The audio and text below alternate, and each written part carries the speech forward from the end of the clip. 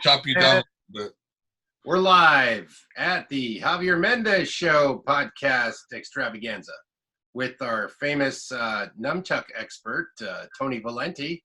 How are you, Tony? Fabulous. You want to give us show us those nunchucks? What do you get going on there? Nothing. I just, it's good for yard work and stuff like that. So, Very nice. I got them laying around, so whatever. Without even hitting the camera. I mean, I was waiting for you to hit the phone, and then our podcast. Or the water heater behind him. He didn't hit the water heater either. Oh no, I need that. So whatever. Javier, you had a couple of topics. You were throwing them at me. Let's discuss them back and forth because we all kind of brought notes. We get good ideas for this show. DC and Stipe was something you brought up to me yesterday. Is Stipe trying to step aside from that, or what's going on? I don't know exactly what's going on, but it appears that he's holding out to either fight a boxing match for a bigger payday or fighting somebody else other than DC, because he feels he was done unjust when it was DC was champion. But the bottom line is this. The UFC decides who is going to fight who, and they offer you who they're going to offer you. And when Stipe and DC first originally fought, it was told to both of them that the winner would get Brock, and that they were going to work on a fight with Brock. So DC was the winner. Stipe wanted to run it back, rightfully so. I mean, he was the winningest heavyweight and a great heavyweight to boot. So he wanted that fight back, even though it was already told you would get a big payday with Brock. So DC wanted his payday with Brock, like we did, just the same as like what they're probably trying to do now is get bigger paydays, and smart on their part. But the bottom line is the UFC offers you a fight, you either accept it or not accept it. While DC was in entitled position, he was never offered the rematch with Stipe. So no matter what Stipe wanted or DC wanted, he was never offered. And DC was holding out for the Brock payday. And then during all that period, he got the shot with Derek Lewis on short notice. So it wasn't like, hey, we want you to fight either Stipe or Derek Lewis on short notice. Obviously, if it would have been Stipe on short notice, we, his coaches, would have said, hell no, we don't want you to take that fight on short notice. But, of course, Derek Lewis, that's another story. So because of the wrestling, not that Derek isn't super tough. He is, but he doesn't really have any wrestling. So we knew that was the edge for us. So that fight obviously happened, not Stipe getting the opportunity, but now it's like DC has been promised the shot from the UFC, and the UFC is pushing for that fight to happen. And on the other side, I don't know exactly what's going on because I don't know from their side what the particular road stumbling block is. But from what I know, the fight is going to happen, and it's the fight that they're offering. So I'm just saying DC has never refused the fight that was put in front of him, never, and I repeat, never. So you can't complain anything about what DC's done because it was never offered. So that's the inside look. I mean, the fans see it on TV or they see it on YouTube, how it's playing out, or some news website like, nah, he's hiding from him. But they didn't see that, like, hey, he wasn't ready on short notice. And when a champion level guy fights a champion level guy, you want that. You don't want to do a 1 week notice and risk your belt or risk your status, right? Plus, the number one thing, it wasn't offered. You can fight whoever you want to fight. If the UFC is not offering you that fight, guess what? It's not on the table. It's not on the table. Any one of my fighters can want to fight whoever they want to fight. But if the UFC doesn't offer that fight, guess what? It means nothing. Absolutely zero. You can hold out for that person, but that just means the UFC will look at who they got to put in that particular spot that they want. So you take your opportunity when it's presented to you from them, or you don't. You don't have much of a choice like you think. I mean, very few people have choices. Conor would be one that has, Khabib probably another one that has more choices than most, but the vast majority of the champions out there don't have as much of a choice as what gets put in front of them. Conor, I think, is number one on having the most choices. I think probably Khabib number two, and that's based on their star power. And those two are so close together. On a pay-per-view wise, it's Conor, but on a world recognized level, it's neck to neck or Khabib. That's really true. What do you think about that, Tony? Well, what people say and what people do is two different things. And I know from the word of the street, people really want that DC rematch. That's all I hear. They really, really want that. Now, Because it's just one of those chapters they just need to close. And a lot of people think Stipe got lucky. And because DC had to focus more on losing weight than training. So that's just the word on the street. A lot of people, they want that fight. They want to close that chapter. yeah, I think that's the way to close it out. I mean, beyond that, I mean, the exemplary record that DC's maintained all these years, you know, what else is there to prove? I mean, he's done great. He's got a great career path. Sure, there's always going to be another guy. It's endless. There's always going to be another guy, no matter who you are. Always going to be another guy. DC is one of the greatest of all time. At one point, he was probably for pound the greatest, but things have changed. So now he's one of the greatest, and he'll always remain one of the greatest. And, you know, another thing, too, that when he did fight, he, you know, Derek on short notice, it was his back. His back had just surgery. So he was struggling just to get back in shape. So there was a combination of a lot of things. It wasn't just one thing, it was many things. Number one, the UFC didn't offer anybody but Derek. Number two, his back was he's still trying to heal from the surgery he had. He had back surgery. You know, it's really interesting in the heavyweight landscape. You've got a couple of new just bangers. You got Ngannou, and you have that other gentleman that just knocked out Alex Alistar.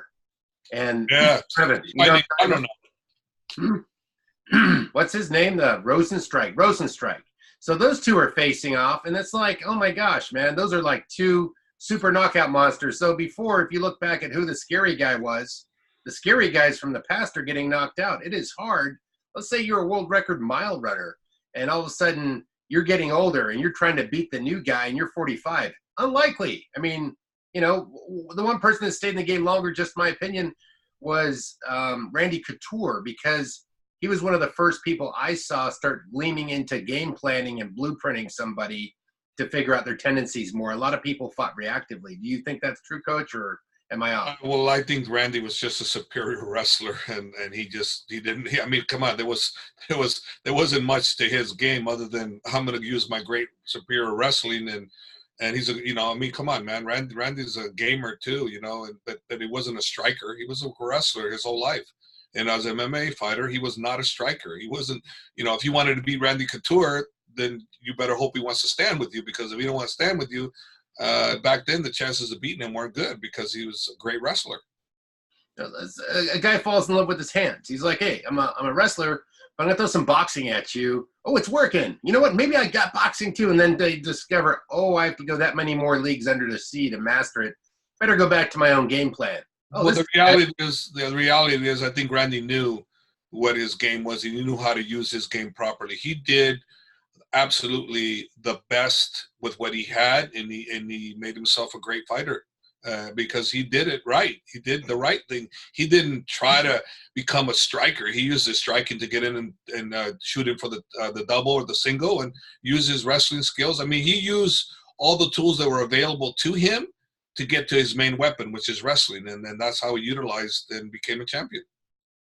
Now, you were mentioning something earlier. I didn't really get the gist of it, but you're talking about Israel Adesanya and John Jones at heavyweight. Was that something that was in the news, something that was trending, Jav? No, it's been trending. Those two guys been talking about fighting each other. John Jones was talking about Israel coming up and fighting him at light heavyweight. And John Jones has been talking about going to heavyweight, which I'm sure at some point he probably will, because he's going to clean out the division. I mean, he's got Dominic Reyes, but if he gets by Dominic, I don't know how many more obstacles there is for John Jones. He's just, I mean, look, he's beat DC 2 times. I mean, he beat a great pound-for-pound fighter, you know, twice, you know, so you can't dispute how great Jones is, because he is. You can dispute if he's the greatest because there's asterisks behind some of what's happened to him. That's just the way the game is, you know. If some things happen that don't look good upon you, I mean, you can't be considered the greatest based on those things. That's a fact, you know. If that wasn't the case, then Lance Armstrong would still be the greatest cyclist of all time, but he's not, you know. So there's asterisks behind him, but he's still, you know, he's still doing it clean. So hey, you know, he's still dominating. So there's points to be taken on his side too, you know. Well, I'm gonna throw it back to Tony. Tony, what do you think about a John Jones and Israel Adesanya, you know, fight at 205? I don't think it will ever happen.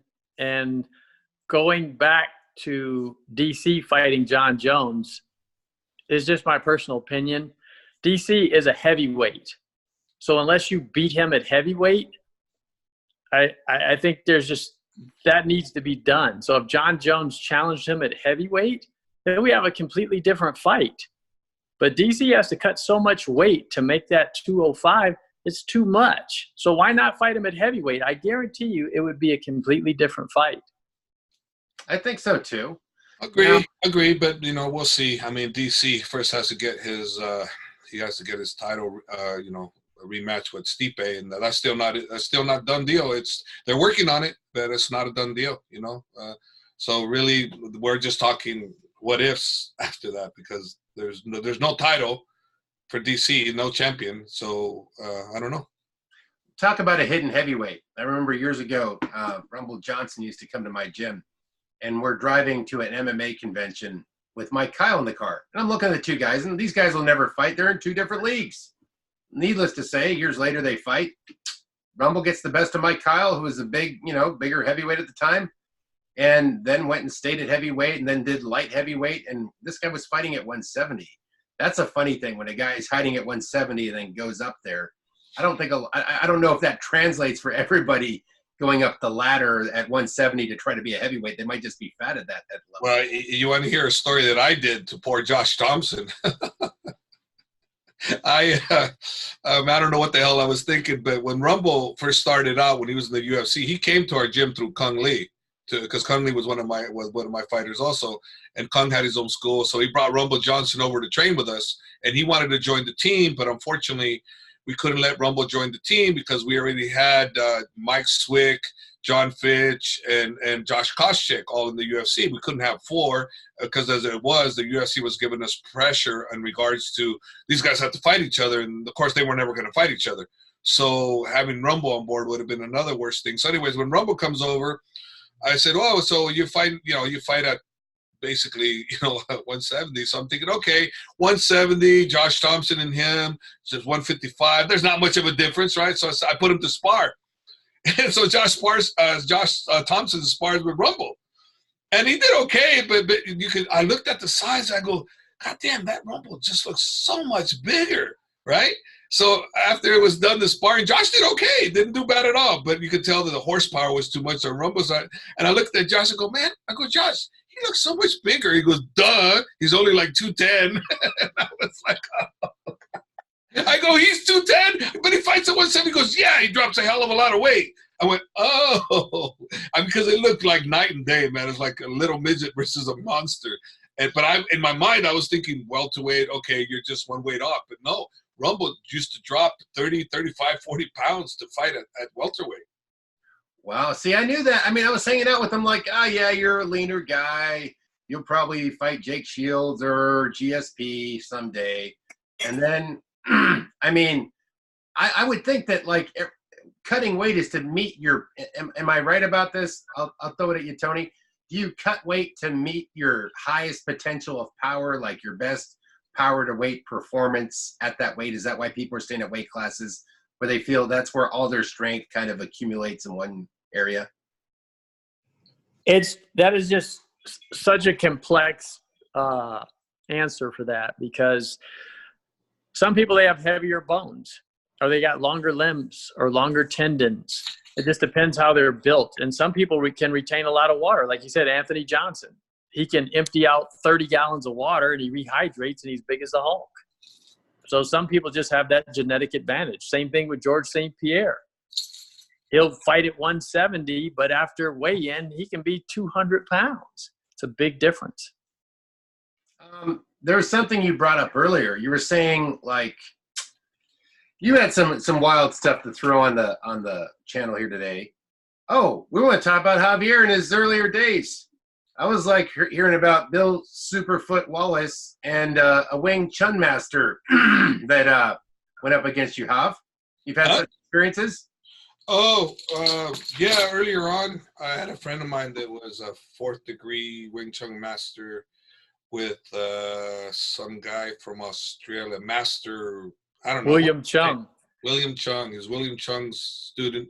He outweighed me by about maybe 60 pounds. And we put on the gloves because he wanted to put on the gloves. And back then we were so stupid. You know, I put on 10-ounce gloves on him and 10-ounce gloves on me, and no headgear, and just a mouthpiece, but no headgear. And we went at it, and man, he went off the line. He hit me so damn fast with 3, 4, 5, 6 punches. You know, I was like, because straight line, you know, it was like rapid fire, boom, boom, boom, boom. And as he's hitting me with like 6 punches, they don't understand hooks or anything like that. I threw a hook at him and I pretty much dropped him.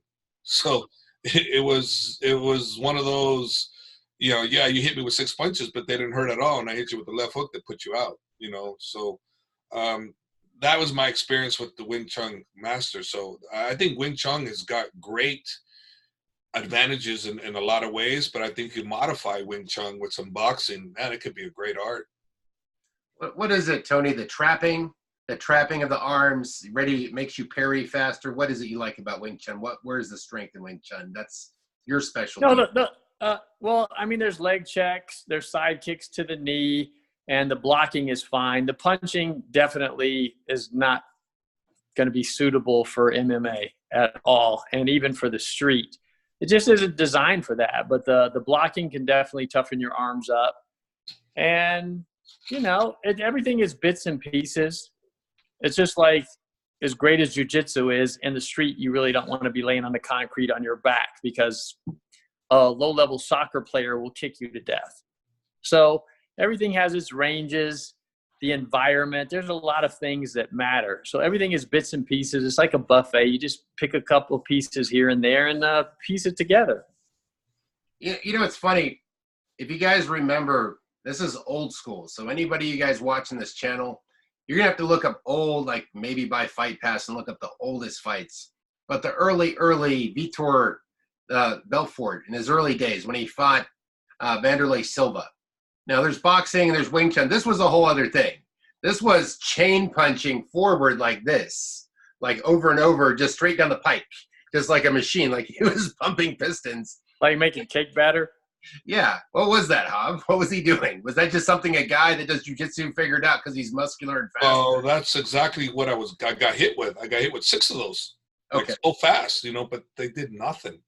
Right. You know, the left hook did a lot more than probably 620 of those can do, because there's no power behind that. There was no shoulder thrust. It was just straight line, you know. But they was very effective, and I can just imagine if they did that with a knife or something like that of that nature, you're toast. How are you going to deal with that? The guy punched that quick with the knife. Oh my God, you're done. You're done. You can't. I couldn't defend that. There's no way. Well, that's. I mean, go ahead, Tony. Here's the bottom line. If you don't know how to box, you're screwed. So I don't care what kind of combat system, if it's Krav Maga, Wing Chun, whatever. If you do not know how to box, you are going to get caught. It's just that simple. I agree. With hands, if you're just doing hands only, if you don't know how to box, you're going to get caught. That I agree with that 100%. There is no better style for hands than boxing. Now you can implement boxing with Wing Chun, boxing with Taekwondo, boxing with whatever. It doesn't matter, but you have to implement boxing when you're talking about using your hands. Just like now these days, everybody has to use some form of jiu-jitsu with the ground game. Otherwise, you're not going to survive. You're not. And that's a fact. You got to use the submission sambo, or you have to use Brazilian jiu-jitsu with the ground game. Otherwise, you won't compete with the elite. You won't. It makes absolute sense. You'd be a great wrestler, but when you're a wrestler, your mindset, if you stay in your wrestling mode, you're always thinking of pinning your opponent, and that guy is looking for your limbs. I mean, he's looking for your limbs, and he, let me tell you, he will do it. Like Frank Shamrock, when I was training Frank Shamrock, and we were fighting Kevin Jackson. He goes, "Hey, Hob, I got Kevin Jackson." I go, "Oh, Kevin Jackson." I go, "Man." And he goes, "What? Hob, he's a wrestler." I go, "Yeah, but you're talking Olympic gold medalist Kevin Jackson." He goes, "Hob, he's a wrestler. I'm going to let him shoot on me, and as soon as he shoots down, he's going to be on all fours, and I'm going to trap his arm, and I'm armbar him." I said, "Okay." I'm thinking, yeah, right, Frank. It's not as easy as that. Well, watch the fight. Yeah. exactly like Frank said it would. He did exactly that. Armbarred him. Boom, done, finished. That's interesting. And you talk about, weapons and speed and inside fighting with your hands, a Wing Chun style.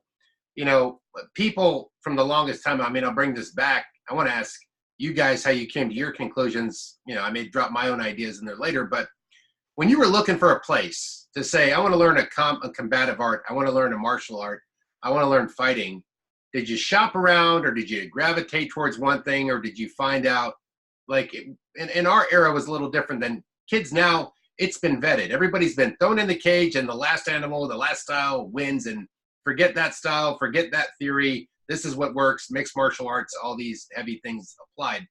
But, let's say back in the 80s or the 70s, like, what were people, how could you tell if a guy knew anything, if he knew how to teach you an effective art to really, really defend yourself?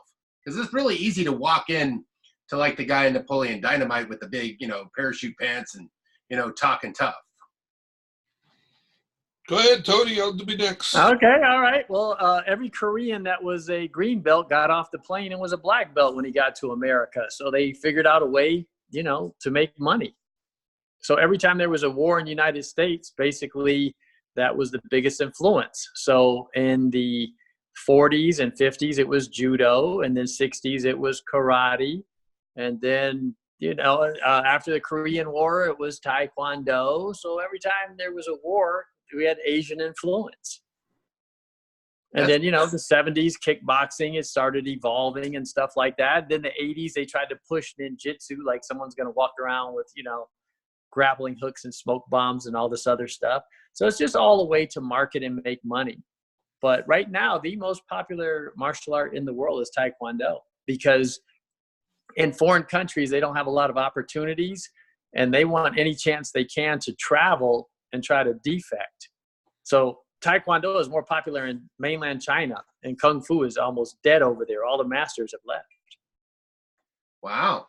What about you finding your first fighting gym or whatever? How did that come about? For me, I was 18 years of age, and I was getting into bars. I had a fake ID, so I was getting into bars, and I almost got in a fight with the drug dealer because of my ex-girlfriend. And I realized after the fight didn't happen that, shit, I didn't know if I could fight. So I went looking for a martial arts place to learn how to defend myself, and I went to different various places. I'd walk in the gym and nobody would talk to you, so I was very shy. And I ended up at a Tong Soo-do, Korean martial art, where the person talked to me. And just because he talked to me, I didn't know anything. I just signed up. And then once I signed up with him at Tong Soo-do, I was hearing all these stories about these masters and how they can do this and do that. And it was just amazing how I started questioning in my mind, how can this person do this because he's Korean and he's a master, but yet an American guy that has the same amount of experience but actually has more fight experience is not as good as this guy? Because, it was always the Korean guys, because they were the ones that, that I was told from my instructor that they were the badasses. But the other guys like a Benny Urquidez or Bill Wallace, or Joe Louis, they weren't so much, and it just didn't make sense to me, and as time went on, I realized that the real badasses was the Benny Urquidez, was the Joe Louis. Those were the real badasses, not the guys that just did traditional martial arts but never applied it. The people that applied it were always those guys, and those were the badasses. And when I started, those were the badasses. But in jiu-jitsu and all that didn't come into play till later, and then we realized who the real badasses were. Oh my gosh. I mean, you talk about, so I grew up on an army base. We had people from all 50 states. So for whatever was hip in Europe where I lived, there's a lot of tough guys, a lot of tough soldiers always throwing down. And everyone's like, I'm from New York, man. Didn't you see that movie? Everybody from New York is scary. I'm from Chicago. Like, they were trying to live on the laurels of somebody being from somewhere. Like, you know. Oh, the Warriors. The Warriors. Yeah, the Warriors. Remember that movie, right? So, well, there's what's called a belt factory. And I went to traditional judo. Like, it took you a year or more, just like jiu-jitsu, to earn your belt. And they weren't going to give it to you. They might fail you. And there was a high chance they would, you know. But all the other kids that I'd spar with after school were taking this taekwondo. They had about 6 belts, 6 months into the year. And they didn't have any skill or technique, and it was all theory. So I guess to find a real way to defend yourself in life, in the street, on a trip to a dangerous place, that's what I was trying to figure out. What's the best way? Obviously, MMA is pretty darn solid. It's pretty solid, but in all reality, all martial arts have effective martial arts for self-defense, but is it a complete system? I would say the vast majority of almost all of them that don't. I don't think there's any one complete martial art that has the whole thing. I guess if I have to think, I think Cobb McGraw's mentality on what they do probably is the complete self-defense, but in actuality, you add that mentality with a guy that's got great jiu-jitsu, then the Cobb McGraw is not going to do very much to a Hoist Gracie type person. Not going to happen. But the mentality of what they had, I think, is great. But the technical aspect of what they do and how proficient they are, I don't think is as good. I mean, Tony can answer that better than I can, but that's my thought anyways, that I've seen those guys and I've seen their technique being not as proficient as the guys that actually compete, But the one thing about those guys is they have street instinct and have instinct to strike, and they'll strike and kill without hesitation. That's true. That's the training. That's the follow-through. I mean, even the military, like the Navy, we weren't run through, unless you went into Navy SEALs or something, we weren't run through like stabbing the dummies with the knife at the edge of the rifle and like the Marines, they were like a, hornet's nest. Keep them ready, a go. Yeah. The Navy would be more like the Taekwondo in that aspect, the comparative. But it's I like asking you guys these questions. People did not know. Now they think they might know. But when you talk about, I had a podcast with you, Javier, and you said, but that's a professional sport, MMA. And then you refer to Tony, who's your buddy, who's a weapons expert, who's had a lot of street fighting experience. Yeah. That's a different thing. It's a different thing. Right? Like, for instance, one guy that to me is so dangerous in so many ways is Tim Kennedy. Oh, yeah. That's the real badass right there. You want to put guns in his hands, you want to put knives in his hands, unarmed weapons, you name it. That's the real badass right there. And I don't care who you are. If you don't acknowledge that that's the real badass everywhere, then you don't really know what you're talking about, because that is a legit badass. And he can survive in horrible conditions. Yeah, I mean, that's I don't know how you would call him. What would he be, Tony? Not the ultimate warrior, but he is the ultimate everything. Yeah, that's you know what? That's people like that are born. They're not created, but they always end up in the military or something. But it's almost like they're born that way. Yeah, he's something else. That guy. It's a whole different mindset of everything. It's like an Olympian. Olympian mindset is completely different too than a normal person. Yeah, because look at him, right? He competes at the highest level in the UFC. So how can you say this guy? Well, look at his other statistics, and you go, "Oh shit, how you can compete with that?" I mean, I don't know if there's any other person tougher than him in the world of total, unarmed combat weapons. You add the whole thing. I think he, in my book, is probably the toughest guy in the world when it comes to everything included. He may not be the toughest unarmed guy. He may not be the toughest in weapons, but overall, I think he's the toughest man in the world in every area. The combination. Yes. Because okay, let's just say a boxer fighting a grappler. The grappler takes him down. Well, if we're just boxing, guess what? The grappler. Everything depends on the environment. Right. Because out here, it's in the summer, it's 110. So you're not going to really be doing a single leg takedown on asphalt. Yeah, and he's the type of guy that he will do it to you the right way. He can do it all. He can box with you. Probably his weakest area is boxing, but it ain't bad. So he can do that. He can take you down, submission, you name it. I mean, this guy can do it all, and that's the reality. That guys like that are the super warriors, really. I want to rename what Tony just said. I want to call it, since it's 100-degree plus weather, that's a single leg bake down, where you're baking the guy. That's the bake down right there, man. But, you talk about that because when people look at martial arts and they go, that's the ultimate thing, that's the ultimate thing. And the name of the fighting sport, Ultimate Fighting, where, people mix MMA and Ultimate Fighting is the same thing sometimes. Like, okay, I'm a guy, I want to be able to defend myself. Well, the complete package is go special forces, become a world-class MMA fighter, be a combatives instructor of every weapon, and be great, excellent, top marks, black belt and everything. And, you know, Tim was using stuff that was in real world life and death. And then when he goes into MMA, he's competing in a sport, and he's fighting their fight, whoever's in the ring, and he's actually very good at it. But outside of the ring, good. He's one of the best. Right.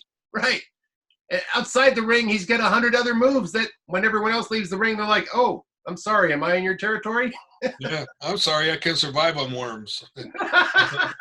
Yeah, this guy's doing it all. Well, I mean, I'm just marrying this up just because, you know, we have Tony on our show. Tony does weapons. Tony does, you know, different. He understands the street different. The reaction timing's different. And that's self-defense. So if I train something that works good in the ring and there's two guys that accost me and I don't know any Krav Maga or Arnis or some knife fighting technique or something with my hands for close quarters, I'm like, wait, let me back up, get in my stance, right? That's not. But the majority of most killings without a firearm are done with a kitchen knife, and there's a lot of emotion involved. And number 2 is with a baseball bat, and number 3 now is with a machete. So machete attacks have really increased since certain immigrants have come to America, and you can get a machete at Walmart for $5. So machete attacks have really increased statistically over the United States. Oh, man. We're going to teach people too much. Top secret. Forget what you heard, kids. Yeah, you know, what was it like going up against Bill Superfoot Wallace? Was that something you never expected when you started martial arts? Like, that guy's already in Black Belt magazine, he's hip, and all of a sudden you're there. Was that surprising to you?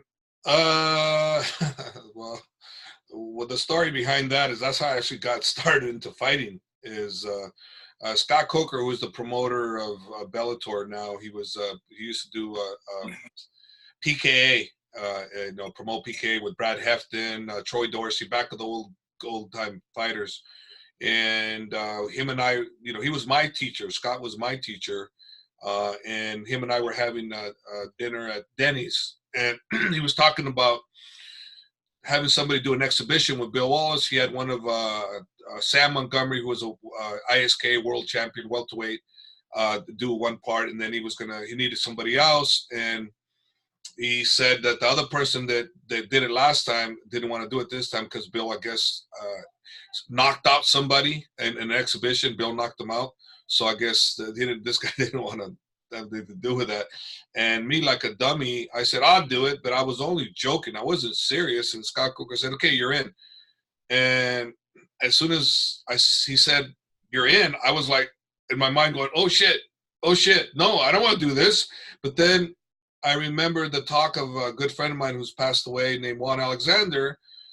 We were running and I was talking to him. I could have been this, I could be that, I could be that. Well, he stopped me right in the middle of running track and he said, hey, you know what? You talk too much shit. You need to shut the F up. I go, have you ever done this? No. Have you ever done that? No. I go, then stop effing talking like you've done things. You haven't done nothing in your life, so shut the F up. I don't want to hear you talk until you've boxed, or I did box when I was 12, but his comments were, until I've actually done something to brag about, stop bragging. Stop talking about what you could or could not be. Do it. And then you got my respect. Till then, shut the F up.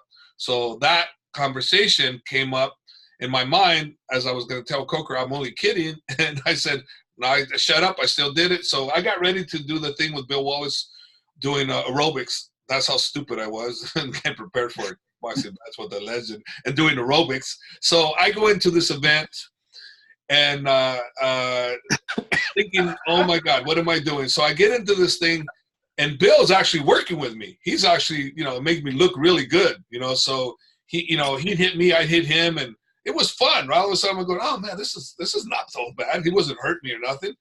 And then this is what happened. The stupid announcer said, how many of you guys think Bill's winning this round? Like, and Bill raises his hands like this, and nobody clapped.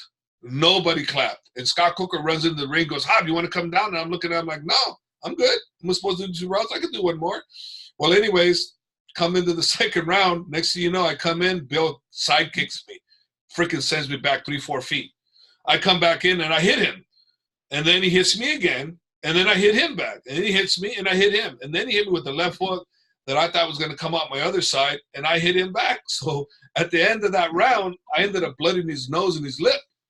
And he wanted me to go one more round. And now this time I was dog dead tired. I said, oh, shit. If I would have went one more round, he's going to knock me the F out. So I said, no, I'm out. He's actually grabbing my hand. Oh, come on, Javier, come on, let's go one more round. I'm like, no, because I guess I got the better of him in that one round. The reality is this. I was one round wonder, because the second round, he would have hurt me really bad because I was too tired. And that's what happens when you deal with a professional. You may win one round, but can you win the total amount of rounds you're supposed to go? No, probably not, because he would have killed me. He would have killed me. He just didn't, because it was only one round. Well, he was from the era of Chuck Norris, and yeah, he was Chuck Norris, and he was Elvis Presley's instructor, and he was Bill Superfool Wallace was. I mean, you couldn't see his feet. All I knew is keep your goddamn hands up, because he's so fast. I mean, he'd kick you 3 times in a blink of an eye. But the good thing is the way he kicked was not much power in it. So as long as you kept your hands up, you're fine. If you didn't keep your hands up, he'd take your head off. See, this is me digging into the good old stuff. And you know, Tony, where did you start practicing martial arts? I started with Taekwondo, and it was completely fake. And after a couple of years, I'm like, I'll just get a book and just practice on my own. So, you know, there just wasn't a lot available back then. And martial arts was very territorial. So you couldn't go to this school, couldn't go to that school, couldn't do this style, couldn't talk to this person. And, you know, I was like, boxing is a martial art. I'd be better off just boxing. So boxing took over? It did for a little while. And then you evolved. Now you ended up at Jeet Kune Do as your favorite, or you're just a roundabout? No, it's just, you know what? It doesn't matter what costume you have on. No matter what you do, you're going to strike parallel or circular. So if I throw a left hook and I got on pajamas or a waiter's top or whatever, a left hook is a left hook. And, you know, the majority of all fights are won by a straight right hand. So if you look at street fights, the majority are won by a right hand. You look at UFC, quite a few fights are won by a right hand. So the right hand is always the most dominant weapon in any fighting sport. Unless it's Connor, of course, Mr. Lefty. Yeah, it's a straight punch. So basically, right hand, straight punch, it's the same thing. Yeah? Yeah, straight punch. He means a straight punch. So if you're southpaw, it's still kind of like the right hand. It's a straight punch. Straight left, because you're southpaw. And if you're a right-handed guy, then it's the right hand. So, but it's still a straight right, straight cross, basically. For me, this is like a privilege to be doing the podcast, because I get to ask the questions I always wanted to know. I really wanted to know. I was a young guy. There was no internet. You get a magazine. This is who's tough because he's in this stance. Watch out, he has the 9 fingers of death. I'm going to throw the good one in here, Jav and Tony. What about Dim Mop, Tony? Tell us about the death touch. Tell me where that originated from, because we don't. That's all Tony question. I have zero idea on Dim Mop. It's too dangerous for me. Well, in all the comic books, they basically, this guy named Count Dante. They said he was the deadliest man alive and all this other stuff, and they put him in comic books where you could learn how to kill people for 99 cents. But the reality was he was a hairdresser, and he ended up owing money to the mob, and he's in an unmarked grave right now. So it was just all hype.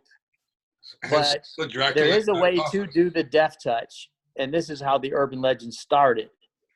Chinese, basically, they would take poison every day, just a small drop of poison, until their body became immune to it. Then they would seal all the pores on their finger.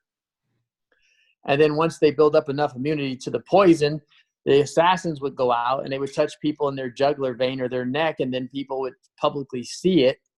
And they're like, wow, he just touched the guy and he died. He knows this special art and death touch. So that's how the urban legend basically, you know, it just went on for years and years, because there was eyewitnesses of people touching people and they were dropping dead. But the reality of it, they were just poisoning them, just like, you know, using anthrax, something of that magnitude. Interesting. So poison dip fingers. That's it. And watch out for the poison finger people. That's all I got to say. Now, you were talking about something earlier, Tony. We're going to bring Jav in to see what he likes. But, you know, you've got The undoable match. You need a time machine. DC versus Rickson Gracie. Let's see Hov's reaction to this one. I ain't commenting. Zero comment on that one. I'll take what? How do you plead the fifth? Plead the fifth. I plead the fifth. I'll give you my insight. You could match time, but what was going on at the time? The physical fitness, the requirements. Like every year, most athletes, like when I open MMA gym, the fighters are telling me, wait till you see the next generation. Wait till you see the next generation. And every generation, there was something new, and people had better training methods, and they had different markers, different analytics for higher performance. So I would presume that the price paid by Daniel was a higher price to get as good as he did. Not saying that the Gracies weren't amazing. And I think that, pretty much Daniel's bigger and stronger. That's what I think. And I think that would give, and he knows enough about the jiu-jitsu. Now, if you say Daniel as a wrestler without submissions, that might be a whole different story. Now, now Daniel, a champ, that's a different story now that we're looking at it. So it's hard to make that matchup. What do you think, Tony? I think DC would kill him. It would be a homicide on his record. You're talking about an Olympian, and an Olympian mindset. Olympians are so different, the way they think and the way they see things. Like, not to use this as a crazy example, but okay, look at Bruce Jenner. Bruce Jenner was so obsessed that he won the decathlon in 1976, but then he became even more obsessed with Kim Kardashian to the point where he got a sex change to look like Kim Kardashian and get his own reality show. That's just an Olympian mindset. They think outside the box. They will win at all costs, no matter what they have to do. Competitive nature. Javier's pleading the fifth. I'll plead the sixth right behind him, man. Hey, I you, Tony. Anything. This conversation with you guys only. I'm not involved. No. It's all Tony. He's kind of freestyling over there. That's how it works. I'm going to throw one to you, Tony. I'm going to go to fan questions after this shortly. Does acupuncture work? Hell, you can chime in on that too, Hav. Why not? I have no idea. Zero idea. Take the fifth. Tony, you're the man now. You're up. Okay, I'll break it down very quickly. The number one sports doctor in the NBA is on the Utah Jazz. And they have the least amount of injuries of any NBA team. And this is what he said. He said, no one method works on every person the same time. No one method works on everybody. So sometimes ice works, sometimes heat works, sometimes massage works, and sometimes acupuncture works. But there's no one method that works on everybody all the time. I was making a great recommendation yesterday. I was talking with this kid that came to train from Italy, Enrico Cortese. He's like, I'd love to try that ice machine, the cryo chamber that's like 200-something degrees below. And Javier has those in his gym. Have you tried that, Jav? Yeah, I tried it one time when I had my back all messed up. And, I tried it. But I could tell you from Habib's last camp, when we were in Abu Dhabi and Dubai, he every day. And he said he slept like a baby every night. And that was actually one of the better training camps he's ever had. And I know it was due to the ice bath in the cryo. And his father and I basically encouraged him to do it every day. I go, you got to do this every day. But Habib is not one of these individuals that you have to convince if it's good for him and he feels it. You don't need to tell him. He'll do it on his own. His father has trained him so well that he follows what's good for his body. And if it's not good for his body, he will tell you, I'm not going to do it. So he's mentally, trained as from childhood how to be this way. And that's why, I personally feel that he'll never get beat because of the way he is, and his father trained us since he was a little infant, and to the kind of person he is now. And not only just in fighting, but the way he thinks. Yeah.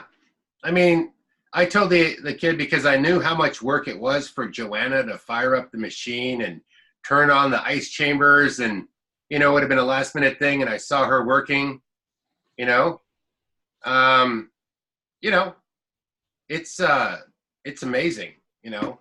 Yeah, she's been too busy working on other projects, and the cryo machine will be more operational within a month or so, because more people will not demand it, but will want it, and then she'll have the time to. She's the only one that knows how to operate it. I don't know how to operate it, so she wouldn't let me touch it. I'd probably break the machine. So we Well, just gotta wait for her to have the time to do it. he basically lives up in the mountains. I said, just go dive in the snow in your underwear, man. You'll be fine.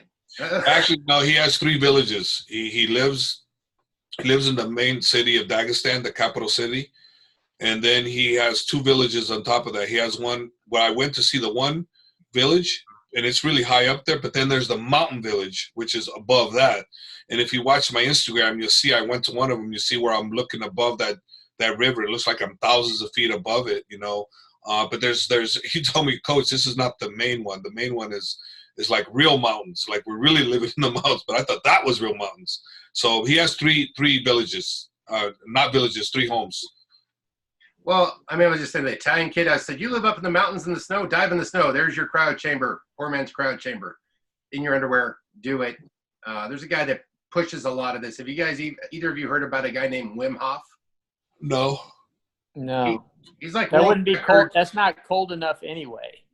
No? No. Not even close.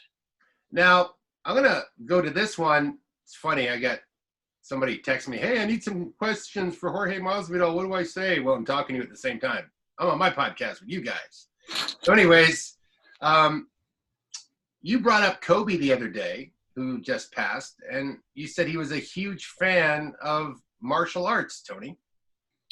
Absolutely. He actually trained exclusively in boxing and Jeet Kune Do concepts. And, you know, a lot of people are into martial arts. They just don't really broadcast it. But Kobe Bryant was really heavy into martial arts. Well, didn't he have a shoe, or where did he train? What do you know about his? Yeah, he had a Nike shoe come out in 2017 that was an Enter the Dragon Nike special. It was a tribute to that, and they just actually came out with the shoe last week, the Kyrie Irving Kobe Classic, and it had the Enter the Dragon slash marks on it. So the price of those shoes have went through the roof since his passing. That's something that's out of my generation, but I mean, there is a sneaker culture. People are trying to buy the shoes I wore in high school, some Jordans, for like, if they haven't been too dirty, I'll give you $900. So I imagine these things are going to go through the roof, man. But he liked the martial arts, and a lot of people didn't know that. Now, I don't know, let's go to a little bit of fan questions here. Okay, this one's for Hav from Fiji. Preference: double cheeseburger or burger or double cheese? Double cheese. Okay. Tony? Double meat. Yeah, double meat? Yeah. Okay, well, what's a healthy fighting diet, Tony? Come on, you're the slenderest one here, so give us your secrets, buddy. I'm going to throw that out there while I dig up some of these questions. Oh, man. But my advice to fighters, people are going to eat what they're going to eat. I just tell fighters to focus on sleeping. If you can find a way to sleep, your body produces hormones when you're sleeping, and that's what your body is going to heal. But you can have the best diet in the world, but if you can't sleep, your body, you're going to get so many injuries. You're going to have so many problems. So at nighttime, like I tell people, turn your phone off. Don't be texting all night, checking Instagram and this and that. When you sleep, you have to go into REM sleep or delta sleep. Otherwise, your body's never going to heal. And it doesn't matter what you eat. If you don't sleep, you're going to have all kinds of injuries. Your body is just going to get ate alive. Now, Coach, how much do you think Khabib's culture and religion plays into his success, his belief in God? I think it plays a huge amount. Yes, it's that's one of the reasons why I think he'll never get beat. Yeah, Yeah, his belief in God and what he does, and he'll never get beat, in my opinion, because of that strong belief.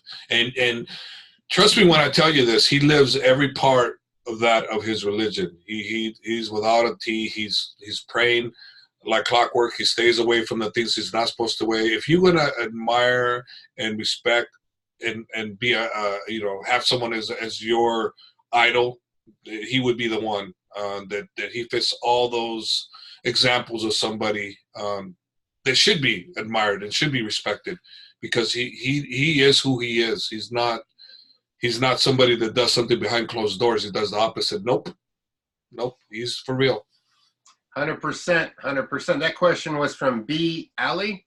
Now, here's a question from No Name. Great name to ask us a question with. I love it. No Name.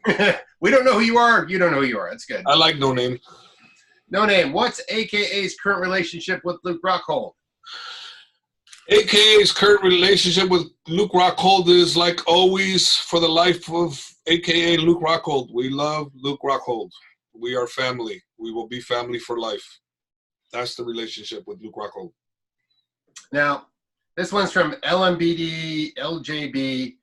Is it true that Khabib, Zabit, and Islam are on the same card? If so, who's Islam's opponent? This must have been some rumor mill stuff. But I guess who is on? Zabit's on the same card?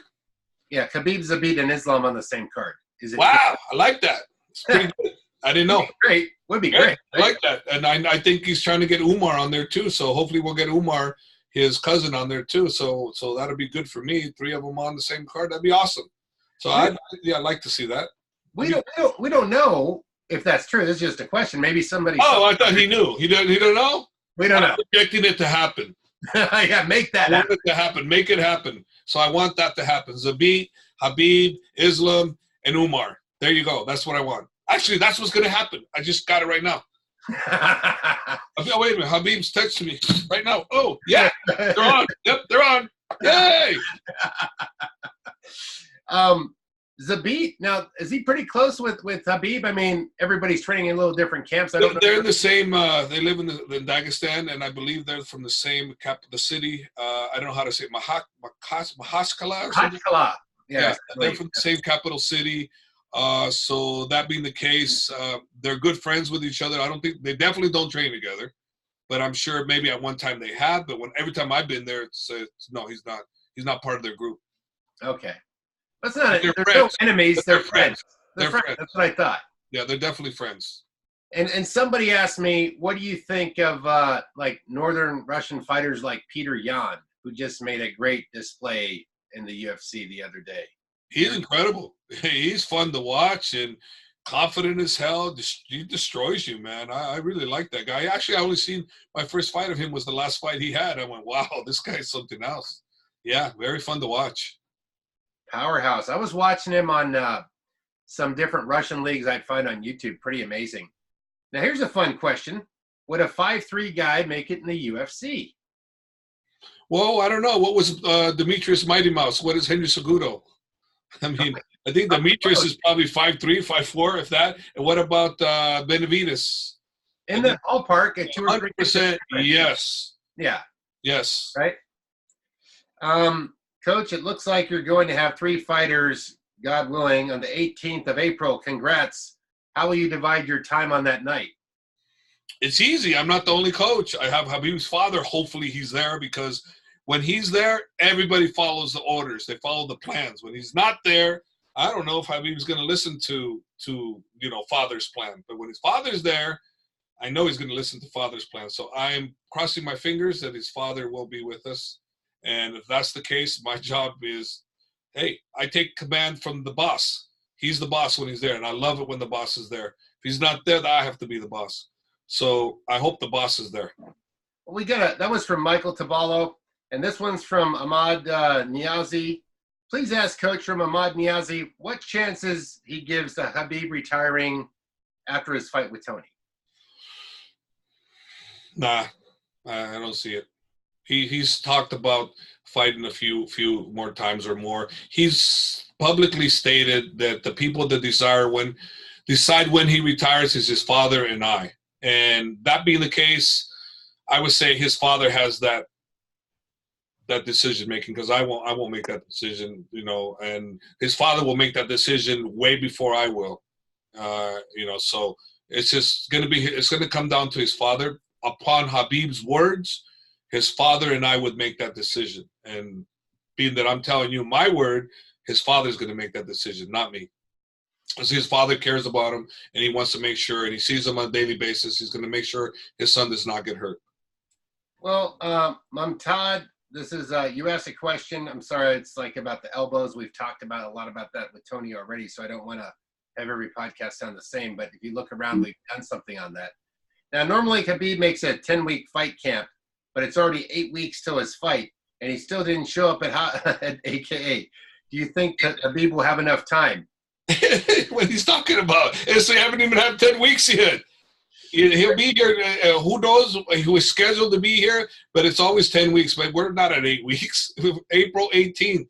What is it? How many weeks? If we talk about now, let's see how many weeks. I'm looking at my phone, so let me look. Okay, here he goes now. 1, 2, 3, 4, 5, 6, 7, 8, 9, 10, 11, 12. There's 12 weeks till fight time. So.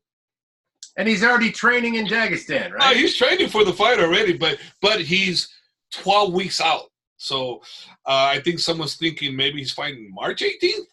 It's April 18th. Right. That's the thing about fighting. You got to show up at just the right level. If you overtrain, if you have 7 months to train for a fight, that's too much. But keep in mind, Khabib trains year-round. Right. He doesn't stop training. I've never seen him stop training. He does not stop training. That's what he does. He trains. He loves training. You know, he knows that the less he does, the more the competition catches up to him. So he's improving all the time. And people don't understand. He only does his stand-up with me. So his stand-up doesn't improve while he's over there as much as it does when he's here, because he's working on it.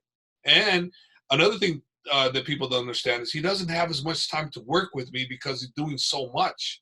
You know, we put in maybe an hour and a half a week in preparation. That's about it. That's all the time I have with him. Can you imagine if I spent an hour with him a day on stand-up technique, how good this guy would be? You know, that's why you see such huge improvements from him all the time, because, you know, he's still a rookie. And even though, in my opinion, his boxing has improved so much that obviously I know why, because I'm watching him spar with my pro boxers here, and he's handling him no problem. He's not getting beat up, but whereas a long time ago, yeah, he gets smashed. But, you know, just on boxing. But he never got smashed anywhere. But boxing, yeah, if it was just boxing. A funny story is I had him in with one of my guys, and I said, just boxing only. And Khabib looks at me like, what? Just boxing? I go, yes, you're just boxing only. He goes, but coach, he goes, that's not fair. I go, I don't care. You're boxing. So Khabib's just boxing. And he's getting thumped, right? And he's looking at me. He's looking at me like, "Come on, please, let me grapple." About halfway through the round, I said, "Go ahead." As soon as I said that, within 4 seconds, the other guy that was hot boxing him was on the ground and got annihilated. But during that round, that half a round, Khabib was getting thumped. You know, but now, what he got way back then, guess what? That won't happen to him now, because he's so much better now. And if people think that they've seen the best of him, they're wrong. They're wrong. He's still got a big ceiling on the striking department. On the ground, you'll see a little bit of improvement, but not as big improvement as you will in the stand-up. That's so true. Now I'm going to throw this one to Tony. McGregor versus Gaethje. Who wins? Oh, man. That's from MH, by the way. I can't judge McGregor's win. Man, I just can't even answer that right now. He will have McGregor will have some serious problems, I can tell you that. He will have some serious problems. That kid ain't starstruck. He's accurate, he's mean, he's explosive, his body's fresh, and he ain't starstruck. When it's time to fight, that kid's going to bring it. I'm telling you. It ain't no – I'm telling you, that's a dangerous fight, man. Well, Hav, who do you get? Gaethje versus Conor? I don't know, but I agree with Tony. Gaethje, he's nothing to joke with. That guy's a serious threat for anybody. I don't know. It could be Gaethje, it could be Conor. I have no idea. I just know that Gaethje is the real deal, and he's legit, and he should potentially, hopefully, get the title shot next. After Tony, I think Gaethje should get it. I mean, we'll see. The UFC decides who gets the title shot, and it's all based not on who deserves it. Well, if you think about who deserves it, well, really who deserves it is who the fans want to see, right? So if after this one and everything goes right, the person that makes the most money is who actually deserves it for the company, right? I mean, realistically, because who's watching, right? The people are watching, but who earns it by like a collegiate or a professional league? You know, you don't put a fan like 49ers, let's say they're doing the Super Bowl against Kansas City, right? Those two both deserve it. But maybe more fans will tune in if the Patriots were in the Super Bowl. So you don't put in the Patriots in front of Kansas City or in front of the San Francisco because they haven't earned it. Well, in prize fighting, that happens all the time. Whoever's going to make the most money for the promotion, and until something gets regulated, you're not going to be able to stop that. If I was a promoter, guess what I'm doing? I'm not going to take a loss in the promotion. I'm going to make the most money I can. So if I can get the people to make the most money for me and put them in a fight and they both agree and I can make a good deal, guess what I'm going to do? I'm going to do what everybody else does. I'm going to make the good deal. So Dana White, for whatever he does it the right way, and he does what makes money for the company. That's why the company is successful. He makes the right choices. That's a Mythbuster segment right there. Think about it. Well, he's hiding from him. No, he's hiding from him. No, they both want the paycheck, but they want to give it to this guy first because this makes the company money. But here's the thing. No professional fighter, no man that gets up every single day, runs and trains to fight is scared of another man. It's usually the promotion and it's always the business side. But very rarely is a pro fighter scared of another fighter. I can tell you that.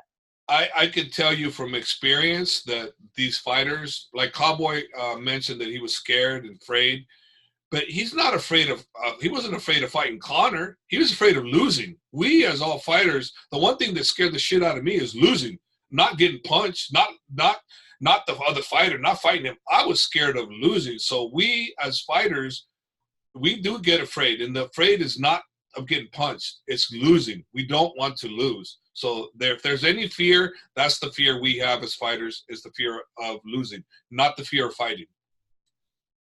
Well, I got something here. I'm going to go with two more questions because we went long. You guys did a great job today. It's been very entertaining, even for me to listen to and hear you guys' feedback. This is from the Wolf. I'm going to shorten it a little bit because we don't want to go to any negativity. We try to lead this on a positive note because this show is not about conflict. You won't see Coach Hav going, we're going to smoke that guy. We're going to say it professionally and be professional. That's what I learned from Coach. We keep a certain positive level here, you know. Not going to be on a Twitter war over anything. But this is from the Wolf. And between AKA fighters like Mike Swick and John Fitch, etc., who's had the most positive impact on AKA?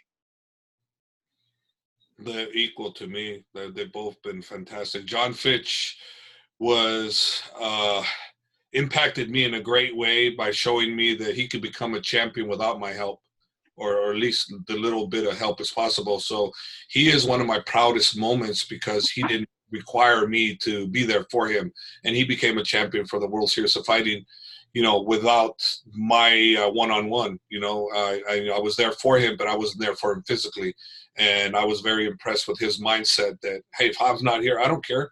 I still have a job to do. And his physical abilities were not that of like a Mike Swick, who had incredible physical abilities, incredible speed. And Mike Swick, for his part, actually didn't have me either. I wasn't his main striking coach. I was the head coach for both of them, but I wasn't working with them on a one-on-one. I worked with Mike maybe a little bit more than Fitch, but not that much of a difference that you can tell. Now somebody's asking, let's see, I think the best coaches are, what's the importance of good management for a fighter? And that's, at least I'm shortening it for you. It's from Nathir Salih from South Africa. We're getting a lot of South African people commenting, which is pretty interesting for a show in San Jose, California. Yeah. Pretty wild, right? So what was the question again?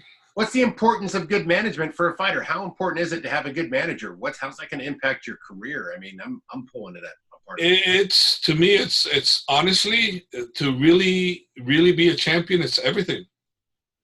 You know, a manager puts you in a fight too early or too late, and a good coach either accepts or not accepts. But the problem is this: if the manager gets a fighter that shouldn't be put up with the fighter, the manager doesn't know the quality of et cetera, et cetera. So he'll say, okay, I'm gonna throw it at the fighter, right? So all of a sudden he throws a fighter that the fighter is gonna say yes to everybody because they're not afraid of nobody.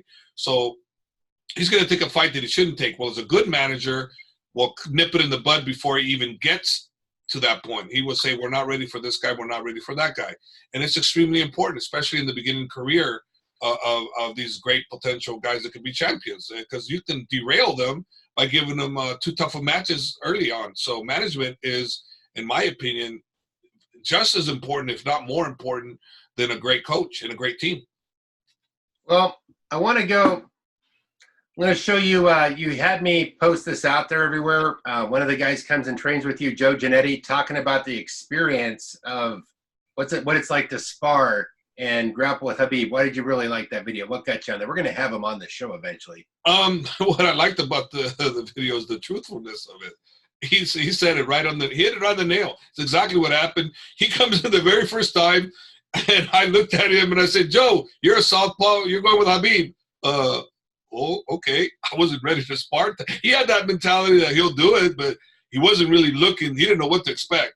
And I put him into spar, and he did. He tried to imitate what he thought Conor would be like, but you know, everything he said was exactly what happened. And he got a enlightening experience to what it's like to go with Khabib, like everybody else does. They've never grappled with him.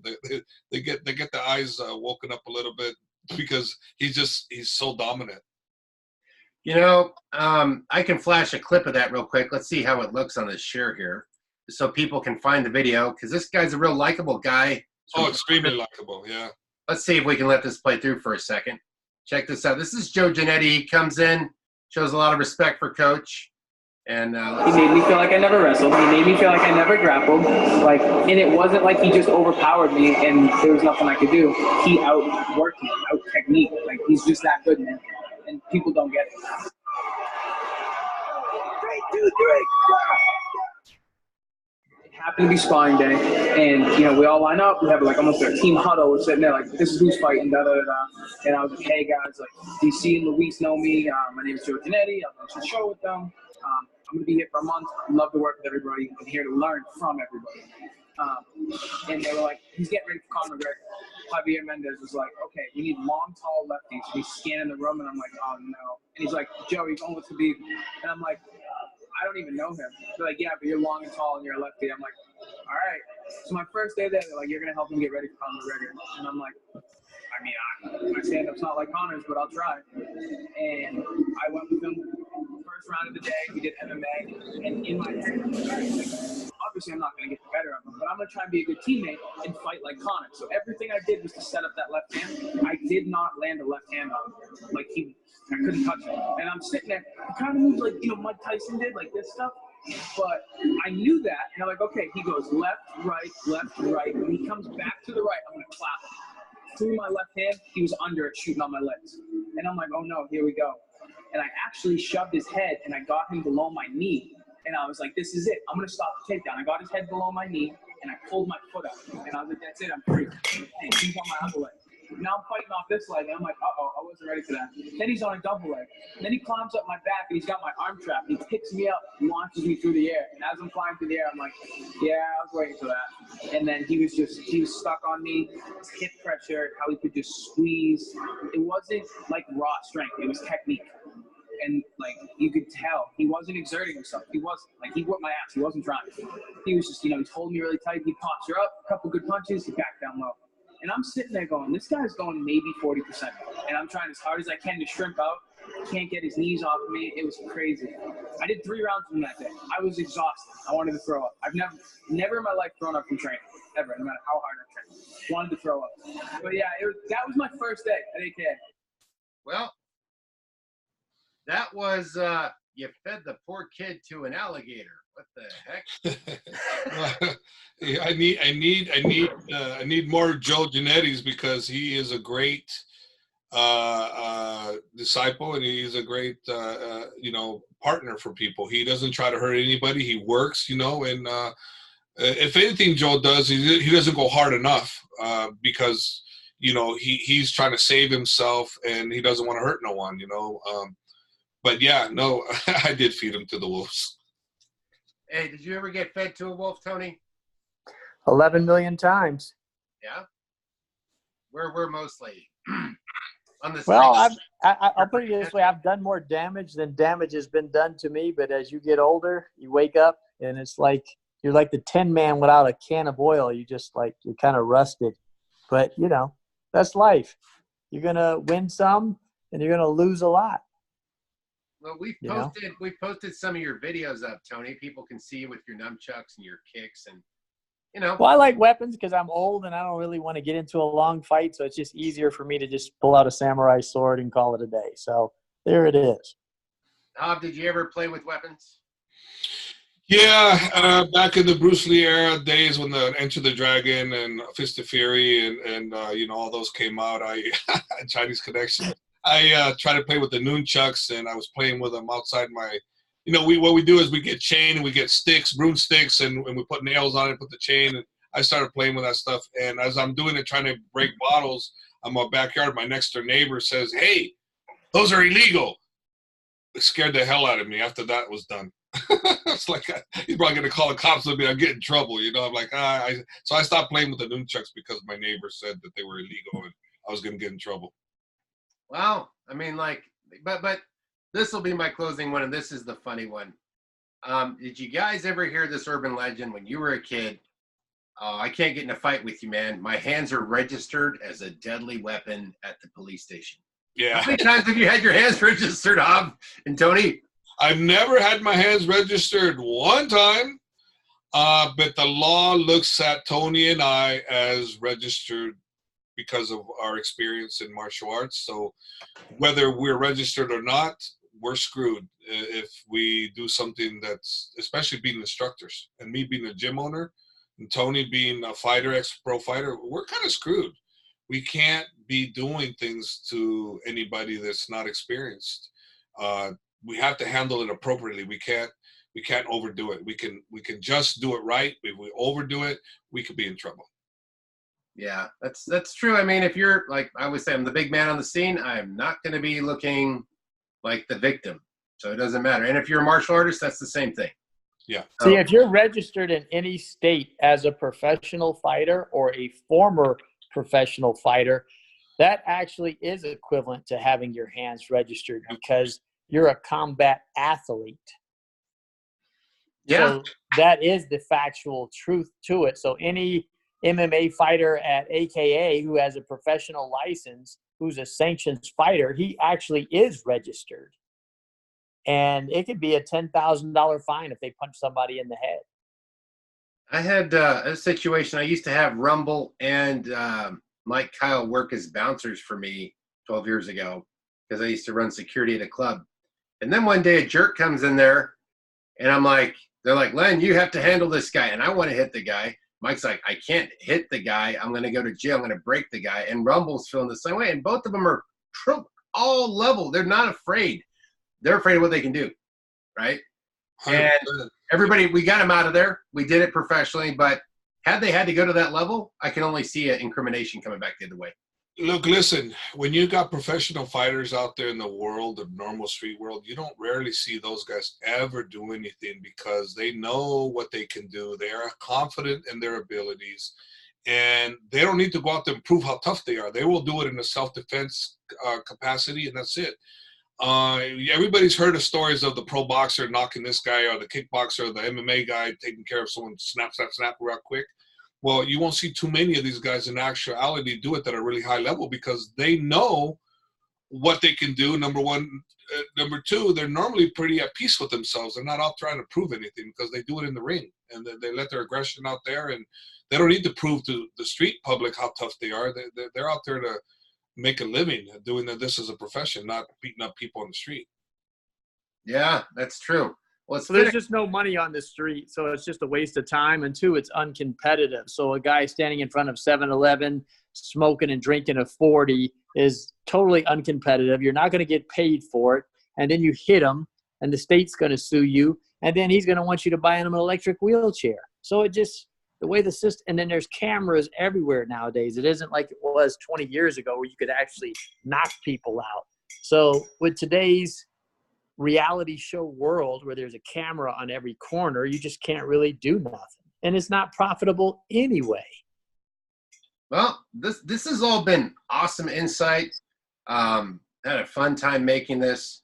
I put Tony's YouTube video with his nunchucks in our community on the channel. We've seen Javier giving us amazing stories today. And we're getting ready for Khabib's fight camp coming soon. And that should be more exciting videos. And I've been talking about a couple of concepts. I didn't release that clip where we talked. I could let it out later. Where we talked about actually having some of the fans as our guests, because that forces us to have a conversation. That forces us to move it. We're sparring. We're like, hey, who are you? What's going on? What are you asking me? So what do you think about that one, Jav? I actually like it. I like, because listen, if it was just us three listening to each other, we'd be on the phone. We wouldn't be on this. So obviously we want people to tune in. We want to be interesting on topics that people want to know. So if you have the fans actually come on and actually ask us the questions, then there's interest there. So we're answering things that people do want to know. So I'm all 100% for it. And like we stole Chael Sonnen's idea. Well, this is one step further, on his idea, So yeah. Or is this his idea? His idea is a little different. I mean, he has people mailing videos. We did one of those. It was great, And we're actually doing the actual person coming in and asking us questions. I think that's our system. We could have 5 or 10 people. It'd be chaos. We might step up. One step up. We just got to tell them, okay, now be quiet. Question. I can mute them with my control button. Mute. Mute. Mute. I don't know what he was trying to say. He's off the air, Jav. Yeah, it's kind of like radio people. His phone hung up. I didn't want to answer that question. Yeah. But we get some more guests coming on. Tony's always supporting us. The eclectic martial artist, the pro kickboxer, and me, the guy that talks a lot. It's all good. Subscribe, follow Tony, follow Javier. Hey, where's Fry's Electronics? I don't. They fell off the screen today. I wanted better lighting. Block out Fernando or something, or who else? Or block out this stupid face right there with me on the right with the mitts. Put Fry's right there. I'll put Fry's back. Fry's will come back. It's just put it on there. They've got a lot of exposure, hundreds of thousands of views. Put it on right there. Cover my stupid face there. Put Fry's right there, right next to your your left hand. Yeah, okay, over here. Okay, I got it. Right there. Anything you want to promote, Tony? Any breakdancing seminars? What do you got going on, man? Hey, I'm all good. I'm not. It's everything's good, man. It's time to go. Right. Nunchuck lessons from Tony. Go to his YouTube. I'm going to put it in the link. Javier, biggest, craziest Instagram ever, 343,000, which he never expected. But loves the people. That's what it's about. That's why it grows, because you like people. And we really appreciate you guys participating. Subscribe, share with your friends, and stay tuned for the next one.